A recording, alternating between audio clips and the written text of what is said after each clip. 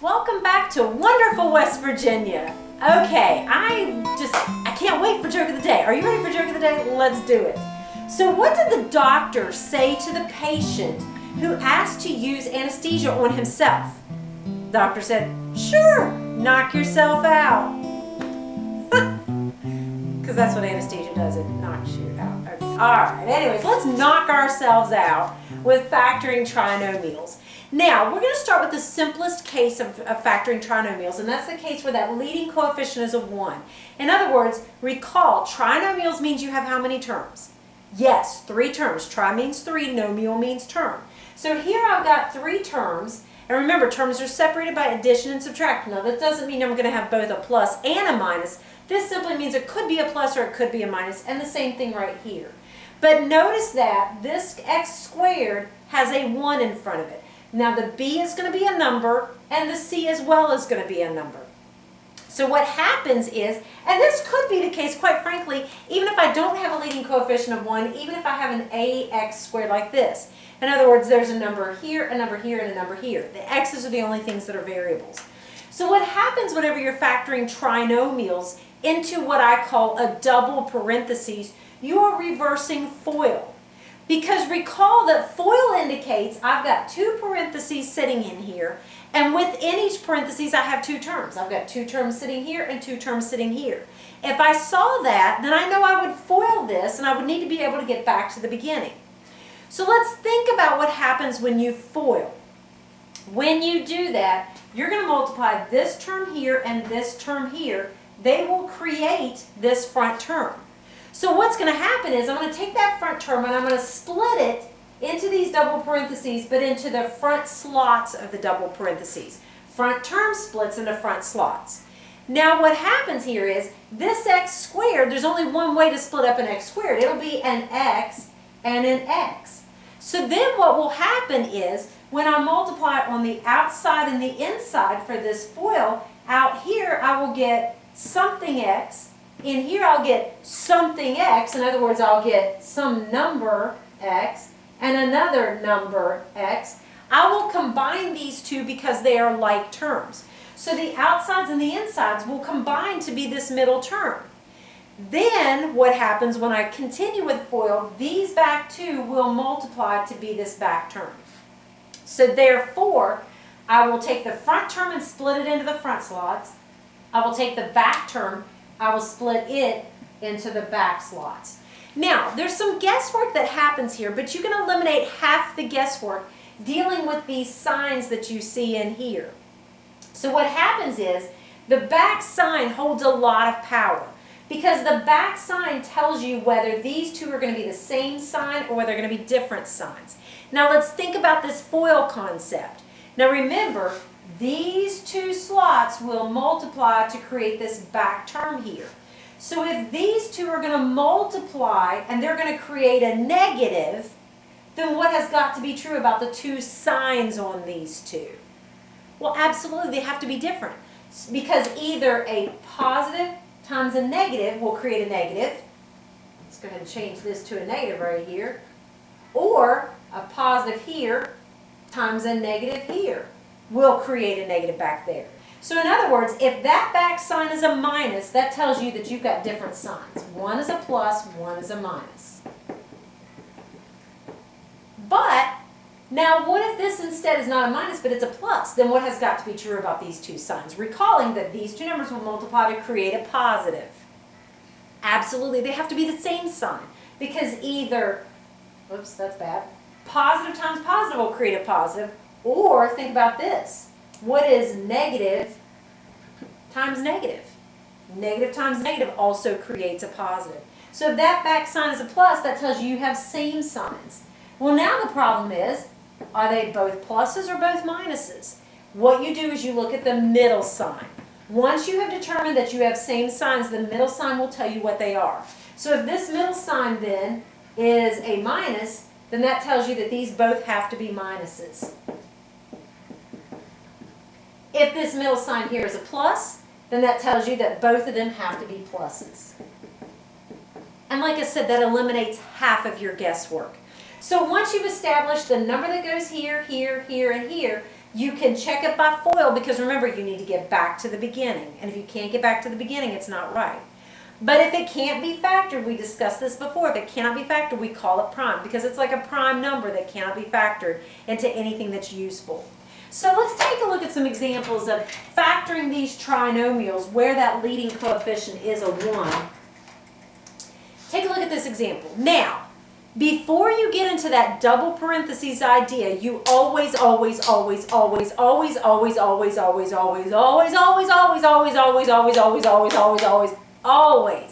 look first to see if there is a common monomial that you can divide out of each and every term before you do anything else. That GCF, that common monomial factoring. So I'm going to look at each of these 3 terms and I'm going to say, is there something common to my a squared, 13a, and 36 that I can divide out before I try that double parentheses? And no, there's nothing common that I can divide out of each one of these. I can divide a's out of these, but not out of this. And this is divisible by 13, but 13 won't go into this, and it certainly won't go into that. So there's nothing common that I can divide out. So I'm going to head for what I call that double parentheses. And again, I'm going to eliminate half my guesswork with the signs. This back sign is going to tell me whether the same or opposites. Remembering that these two are going to multiply together to create that. So that'll tell me if these signs are the same or if they're different.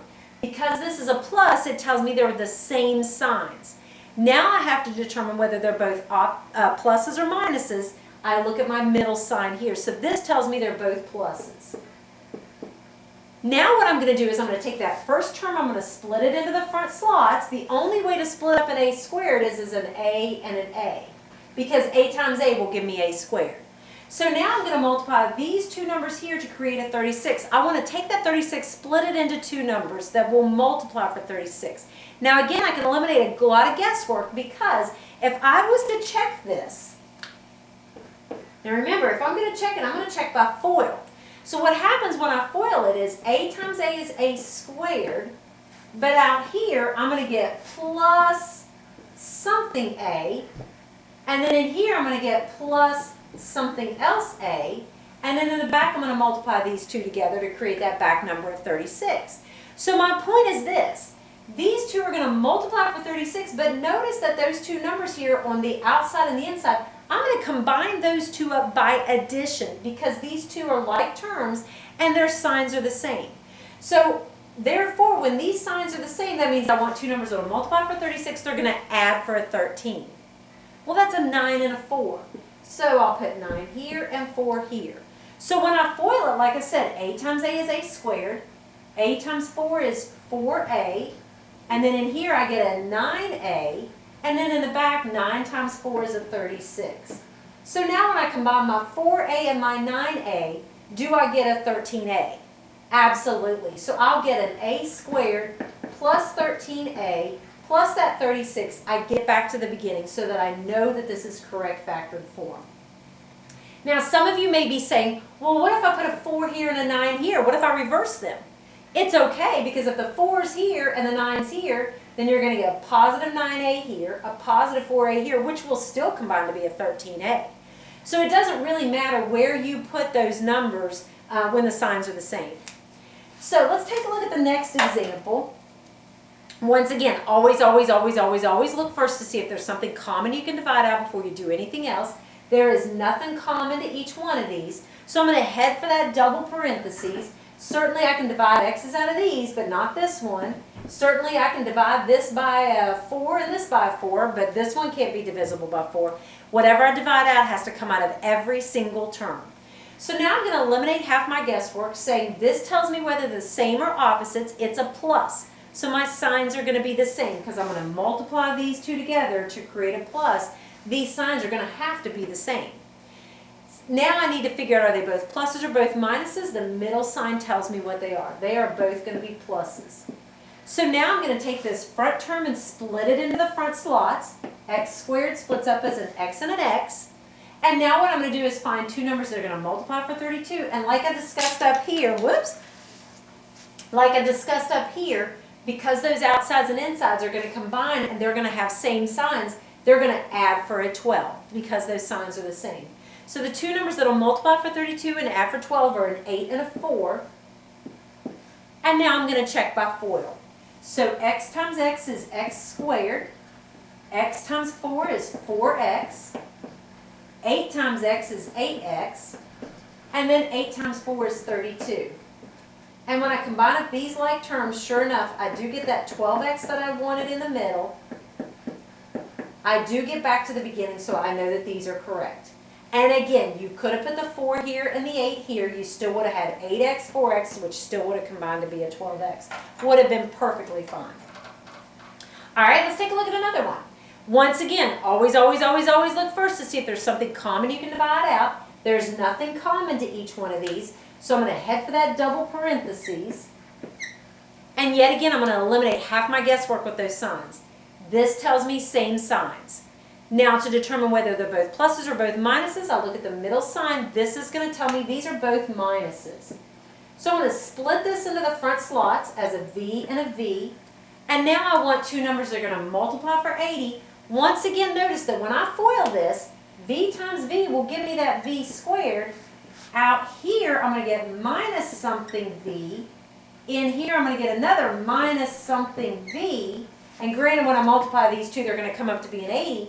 But since these signs are the same, I'm going to combine these digits by addition. Even though there's a minus sign in there, I'm still combining the two by adding up the digits, since the signs are the same. So, I want two numbers that are going to multiply for 80. They're going to add for an 18. Sure, that's a 10 and an 8. Or if you prefer, put the 8 here and the 10 here. It's not going to matter. Because when I check this by FOIL, V times V is V squared. On the outside here, I get a negative 8V. On the inside here, I get a negative 10V. And then in the back, a negative 10 times 8 is a positive 80. And sure enough, when I combine up those like terms, negative 8V minus 10V gives me that negative 18V that I wanted. And so I get my V squared minus 18V plus 80 like I started with. I know that this is correct. And again, okay to have the 8 here and the 10 here because you would have negative 10V and a negative 8V, which would still combine to be a negative V, 18V. Please be very careful that when you check this, this is not your answer. A lot of people will circle this and call that the answer. But the directions say factor. Factor indicates things that are multiplied together. I have a parentheses times a parentheses. Here's the two things that are being multiplied together. So this is by no means factored form. This is expanded form. My factored form is sitting right here. So let's try another one. All right, in this, once again, always, always, always, always, always look first to see if there's something common you can divide out before you do anything else. There's nothing common to these because I can take m's out of these, but not this. And I certainly can't take any of those coefficients out. So I'm headed for that double parentheses. Back here, a plus tells me they're same sign. Now to figure out what they are, look here. Oh, they're both minuses. Now I'm going to split this into the front slots as an M and an M. And now I want two numbers yet again. They're going to multiply for 12. They're going to add for that 7 because those signs are going to be the same when I combine up those like terms. So two numbers that will multiply to be 4 and add for a 7 are a 4 and a 3. So now I'm going to check. M times M is M squared. On the outside here, I get a negative 3M.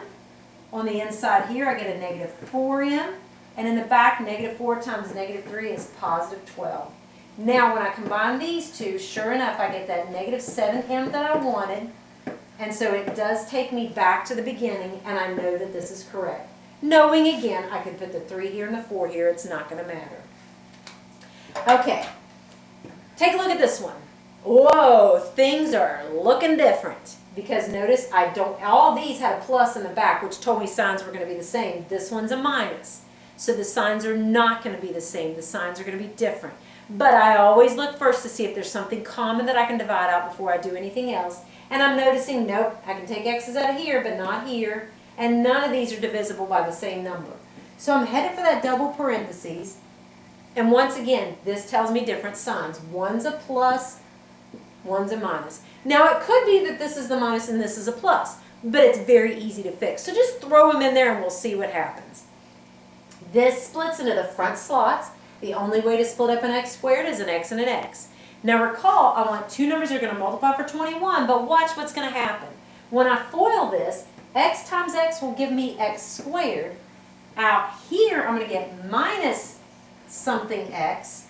In here, I'm going to get plus something x. And then these two will multiply to be that negative 21. But notice here, since these signs are different, when I combine up this term with this term, those like terms, when I combine them, I'm actually going to subtract the digits because the signs are different. And remember, when signs are different, that means you take smaller from the larger, take sign of the larger. That is a subtraction concept.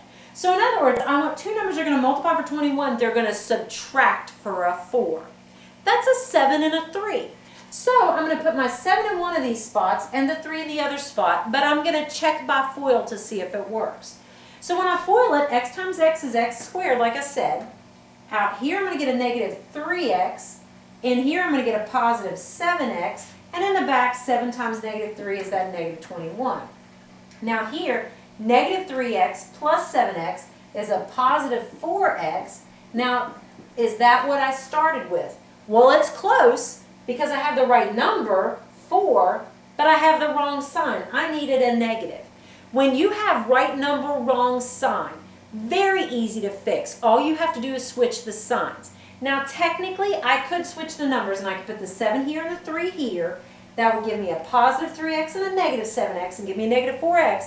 But later, when this is no longer a 1, switching the numbers will completely mess up the fact that you had the right number.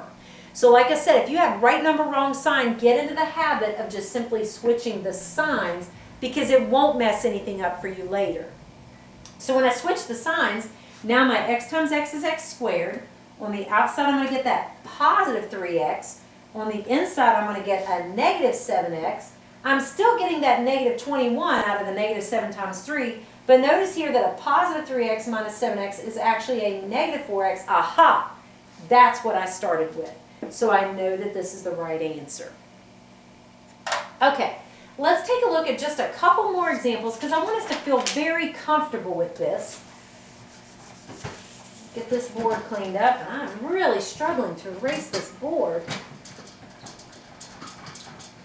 Markers are really starting to stick now.